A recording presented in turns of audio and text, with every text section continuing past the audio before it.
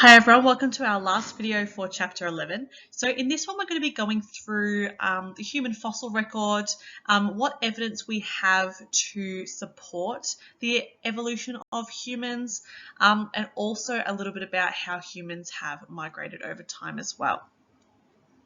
So before we start, I just wanted to show you this graph that kind of links what we did in our last video to this one as well. So we looked at how our brain has evolved over time, and this graph is really putting it in perspective for other hominin, other members of the hominin genus before they went extinct. So you can see here that human beings, Homo sapiens would be beyond this graph, somewhere up here, okay? You can see Homo neanderthals were very similar actually to human brain size, and we're going to be talking a little bit about them in this video. But then we have a couple of other key players as well. We have the Homo erectus. Our Afarenses is our first earliest known common ancestor.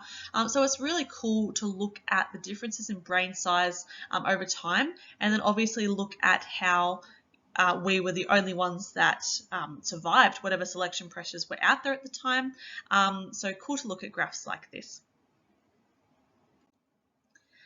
So the human fossil record is all the evidence that we have so far, and it's a lot of inferences as well. So we have a lot of evidence, but we do have to make a lot of guesses and a lot of assumptions based on the evidence that we have, because there is a lot of gaps there. So it's really open to interpretation.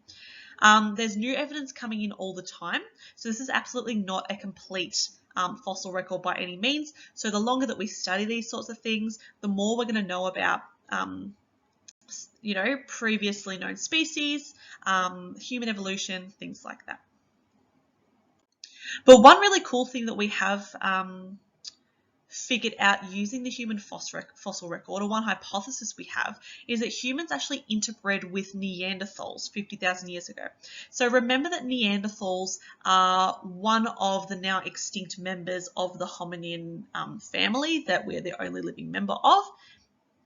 So there is some evidence that we interbred with them. So basically that means that we had our separate communities, and for whatever reason there was intermingling between those communities and interbreeding between our two species. Neanderthals are our close evolutionary cousins, and this is known from fossil evidence. So we didn't evolve from Neanderthals, but we do have a common ancestor that we both evolved from. So what we can do is we often use mitochondrial DNA when we're analysing human fossils, and I'll go through that a little bit later on. So we've found some mitochondrial mtDNA in a Neanderthal fossil, and when we compared it with a Homo sapien, it suggested that we were of course separate species, which I already clarified, but we do share a common ancestor.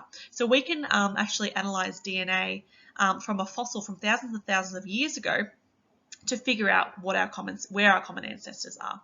So you can obviously see on the pictures here from the right that we do differ from Homo neanderthals, hence the different species. You can see that our skull shapes are obviously very different. They have a wider nose, shorter limbs. They have a stockier build, which you can see on the right-hand side here. They actually had a larger cranial capacity than us, so their brains were similar, if not larger than ours, and they had resistance to cold climates as well. So very interesting. We aren't sure yet why they didn't actually survive, or whether they speciated into something else. We don't know. But both species did live in the same region at the same time. So it would be very unlikely that interbreeding didn't happen, which is very interesting and makes you think about whether they actually were separate species or not, because we know that different species cannot breed. So there's a lot of question marks surrounding this. But we have found that 1 to 4% of human genomes have Neanderthal DNA in them. So I think that's pretty good evidence to suggest that it was probably breeding at some point. And some people are almost as much as 41% Neanderthal. So most people do have a bit of Neanderthal DNA in them. So that really sparks some questions about the relationship that we had between these guys. And this is still being investigated today using this human fossil record. And just to emphasize how much we don't know and how much we're learning all the time, there has been recent discoveries of new hominin species to this day, and there will continue to be more discoveries, more information will come to light as these fossils start to come up to the surface. We've made two discoveries actually very recently, one in 2010 and one in 2019, where we discovered entirely new hominin species based off fossil records and by analysing the DNA in those fossils. So we found something that we called Homo denisova, and we found this by analysing nuclear DNA fragments in their bones, and we found that there was enough differences there to be a new species. Very similar to Neanderthals, but different enough to be a distinct species. We don't have much fossil evidence on them though, so we don't know what they actually looked like, but we think that they might have interbred with some ancient humans, and some of humans today still share some of the DNA with these early ancestors.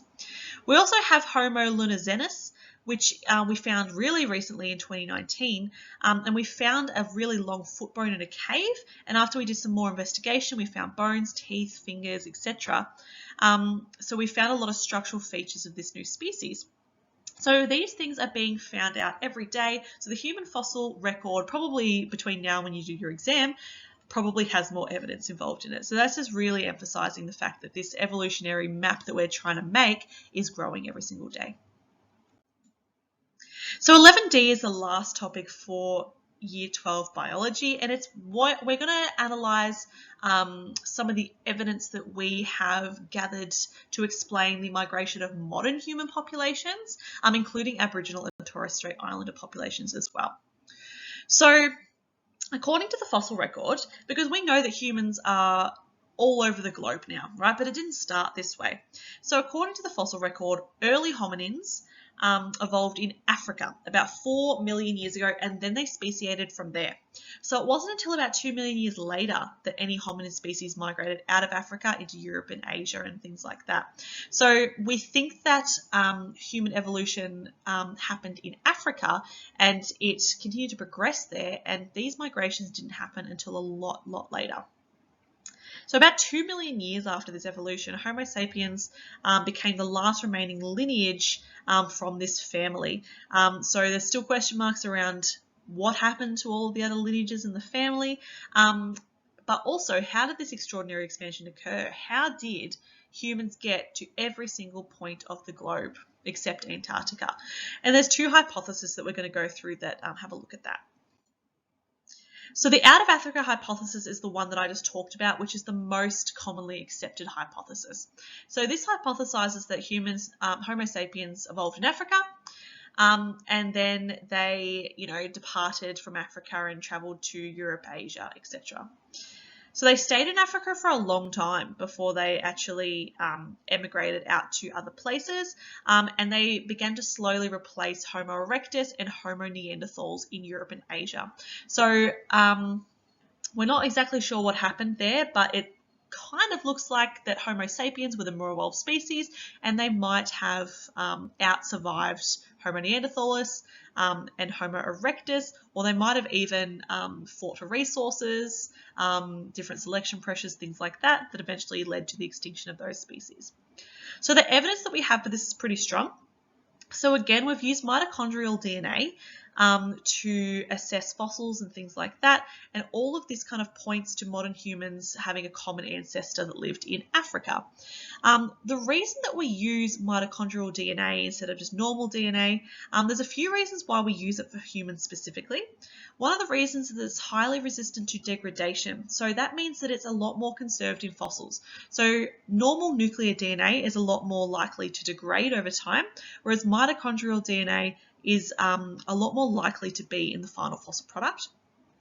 It only comes from the mother, so there's less sort of genetic variation that we need to think about. It's only the maternal bloodline that gets mitochondrial DNA because there's only a mitochondria in the egg cell, not the sperm cell. It has a higher mutation rate, so we can see lots of little changes that we might not have been able to see using nuclear DNA, and there's lots more of it. So a typical human cell has a lot more mitochondrial DNA than it does nuclear DNA, so mitochondrial DNA just seems to be the no-brainer choice to use for analysis of human evolution.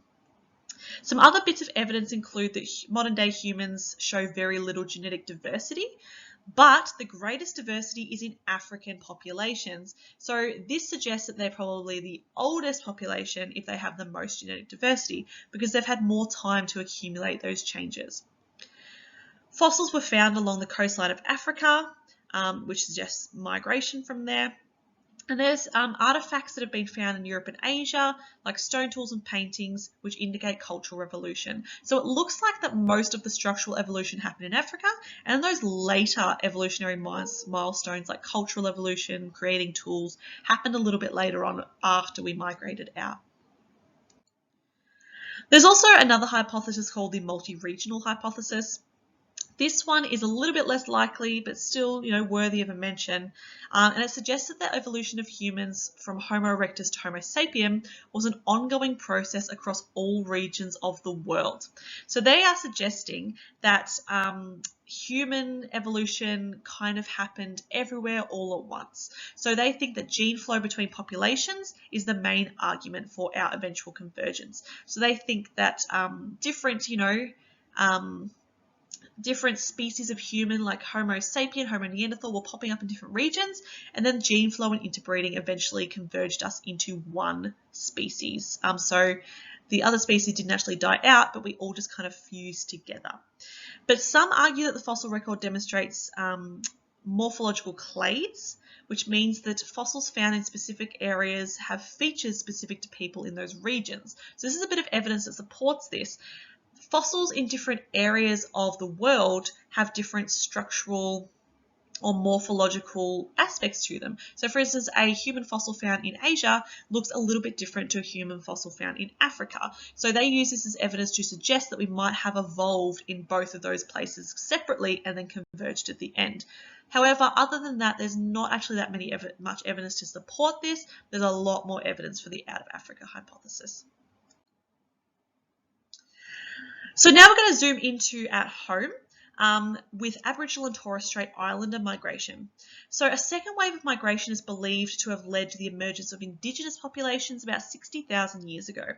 So most Aboriginal genomes can be traced back to the original out of Africa hypothesis. So a lot of Indigenous people's DNA directly correlates to original DNA that has been found in Africa. The extinction of Australian megafauna 42,000 years ago also serves as evidence of rapid migration of hominins. So 42,000 years ago, basically all our megafauna died, which probably suggests that humans had something to do with it because we, like to be quite destructive in our paths to places. So that probably suggests that hominins had a mass migration there and probably took all the flora and fauna out with it. The separation of the supercontinents, so remember all of our continents were originally together. So eventually they separated, which meant that Aboriginal and Torres Strait Islander people were geographically isolated. So Australia was one of the first places to separate from that megacontinent, which means that they were also genetically isolated, which makes them the longest surviving civilization. So all of the original African populations are long gone.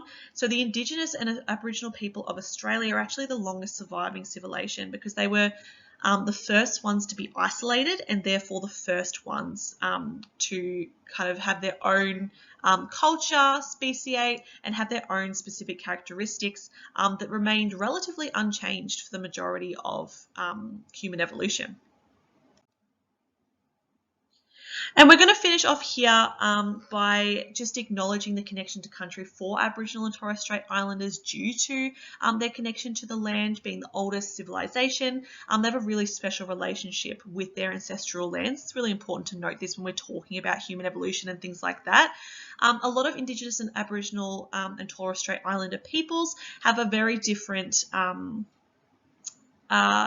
idea or concept surrounding their evolution, and it's important that we can talk about these things and also respect that. So they're very culturally, spiritually, physically and socially connected to their land, and they have their own theories beyond our westernized ones that are based on our scientific evidence and data. So a lot of the Indigenous communities believe in dreaming or dreamtime stories, which is where ancestral spirits created the lands. and they have their own perceptions of how humans and animals and things evolved on their lands, which I'm sure the people listening, you all have your own, views and theories about creationism and how humans evolved. So all that we're doing here is just presenting the evidence, but of course it's always important to respect other theories, other views, and they can all, be respected and understood. For the context of Year 12 biology, we're going to go with the out of Africa evidence-based hypothesis, but we absolutely recognise that there's other theories for evolution and creation out there. So thank you for listening. If you have any questions, please bring them to class and I will see you there.